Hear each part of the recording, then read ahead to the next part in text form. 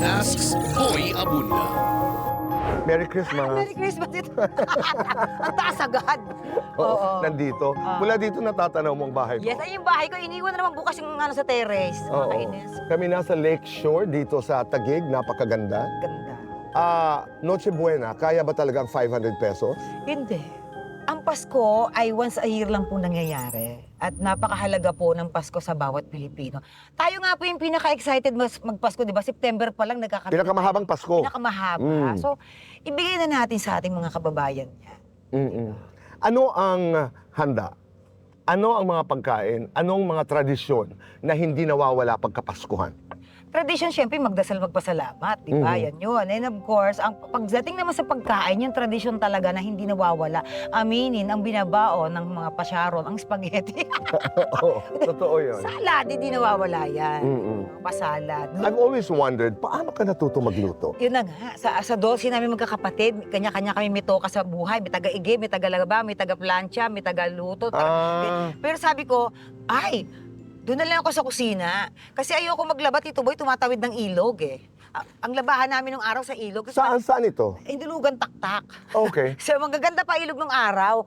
Ngayon, may mall na yung ilog doon.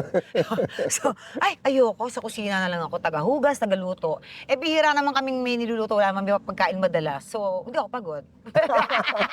Matalino, di ba? Tsaka gusto talaga. Tsaka tatay ko pag nagluluto, lagi akong nanonood sa kanya. Ano ang natutunan mo sa tatay? Yung kalyos, yung lola ko, parang naipasa niya dun sa tatay. And din ako naman, napapanood ko lang. Ano bang kakaiba sa pagluluto niyo ng kalyos? Very generous sila sa sangkap. Kailangan ba masaya ka talaga pag nagluluto? Yes, may pang-petty, may fireworks sa likod. Meron. Oo. Ano kaya yun? May mga ganon. Pero ilinalayo ng konti Oo. para hindi dumating doon sa pagkain. Correct. Kung kalyos ka, sino ang gusto mong kumain sa'yo? Ay! Naku, Diyos ko. Si Brad. Parang nabigla ka. Brad Pitt. Hindi, talaga si George Clooney talaga yung ano ko. Pero pagkatapos ng lahat ng pinagdaanan mo sa buhay pag-ibig, bukas pa ba ang puso? Hindi mo. Kasi sinasabi mong ayaw mo na eh. The last time we Oo. talked, di ba? Pero natatanda ko, Tito Boy, unang-unang interview mo sa akin, tinanong mo ko, what is love? Ang sabi ko sa'yo, God is love.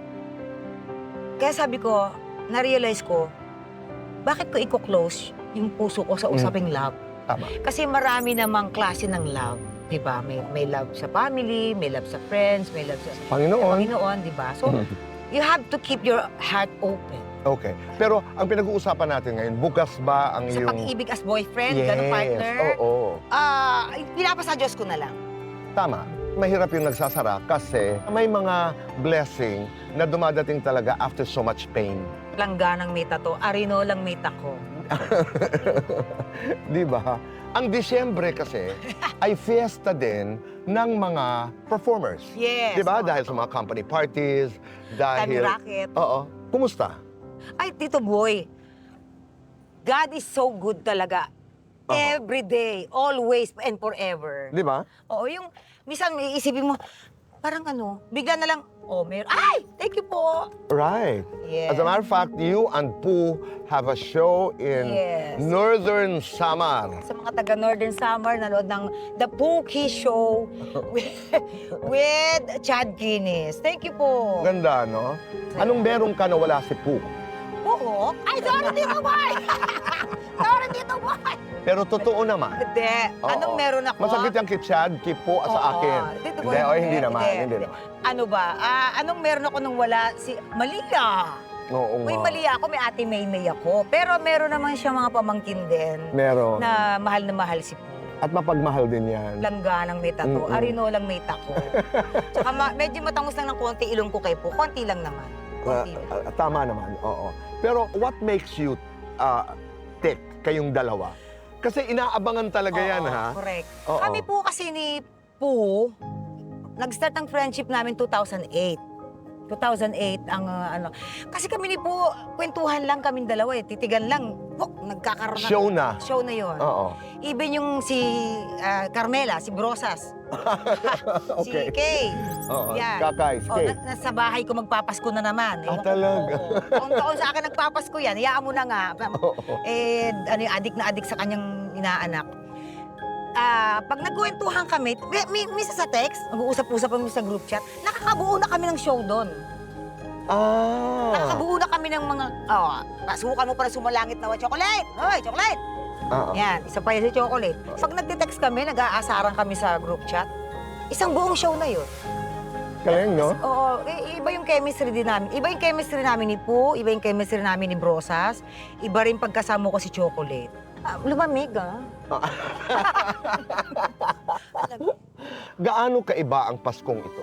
May apo ko, yes! Oo, may apo ko. Iba, Tito Boy. Ibang kaligayahan, Ibang no? kaligayahan. Pero iba rin talaga yung Pasko ngayon. Kahit papano, mas marami akong napapasayang mga kababayan natin. Oo. Kasi yung tradisyon ko na Tito Boy, tuwing 25, nagbibigay ako ng mga groceries sa random na masasalubong kong tao. Oh. Yan. Kahit saan ka magpunta? Oo, habang nagdadrive. Napakaganda. Nagdadrive ka, puno ng groceries yung sasakyan. Aha. Tapos hihinto ka dun sa mga, alam mo na mamamas ko, may mga bitbit na anak, 4, 3, naglalakad.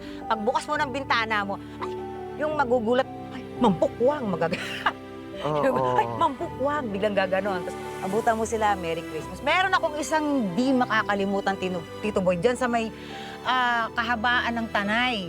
Merong isang tatay, may kasama siyang 3 anak eh. 2 nakakapit sa shorts niya, 1 karga-karga niya. Tapos sabi ko, Tay, ay, Merry Christmas po. Ay, ma'am, saan pupunta dyan sa asawa ko? Dadalaw kami. Akala ko, biyudo pala. So, namatay yung asawa niya, iniwan sa kanya yung 5 yung anak niya. 3 lang yung kasama niya, yung 2, iniwan niya daw sa biyanan niya. Tapos sabi niya, nung inakitan ko na inabutan ko ng groceries, alam mo yung iyak? No. Iba pala talaga yung iyak ng lalaki, ng tatay. Iba yun. Oh my God, sorry. Kasi sabi niya, kagabi po kasi natulog lang kami. So yung happiness na mabibigay mo sa tao nung araw na yun, hindi mo alam kung gaano mo siya napasaya. Ang sakit pala nung iyak din ng mga lalaking tatay. Yung tatay, no? Ma'am, thank you kasi kagabi po natulog lang kami. Iba din po yung may pagsasaluhan kami ng mga anak ko, ma'am. Iba yung happiness din talaga na mabibigay mo sa mga tao na hindi mo naman sila kaano-ano. Pero minsan talaga gagamitin ka ni God kung bakit ka binigyan ng magandang kalagayan. Ikaw naman yung, it's about time na ikaw naman, give back. Tama.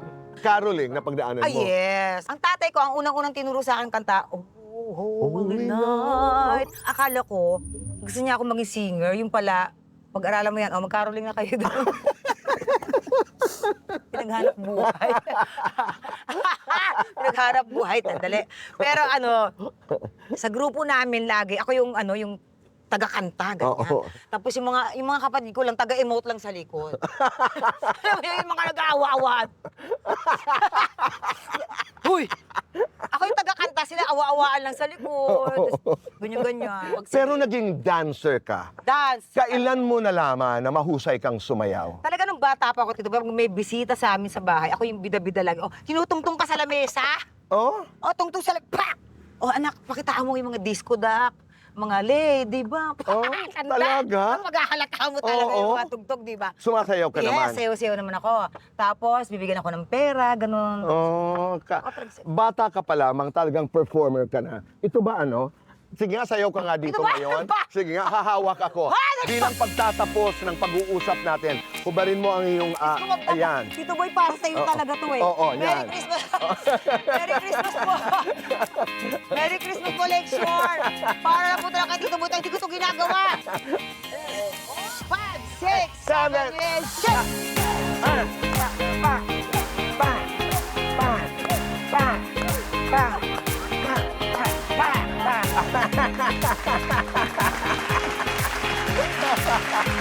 Merry Christmas.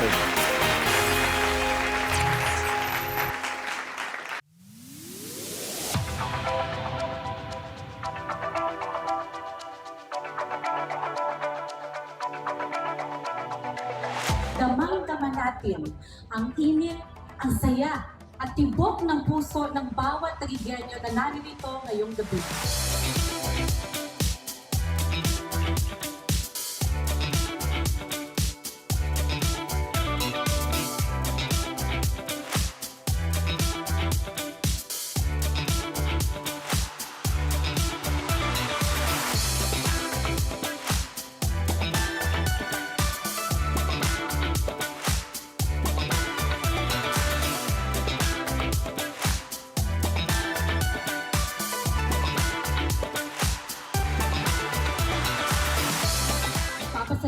patuloy sa inyong pagmamahal at pag-unawa.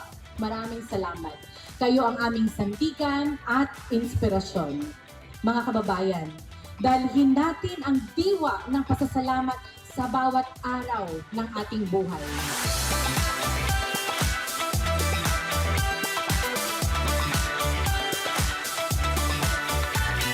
Maligayang Pasko at manigong bagong taon. Ang Pasko sa Taguig ay pag-ibig!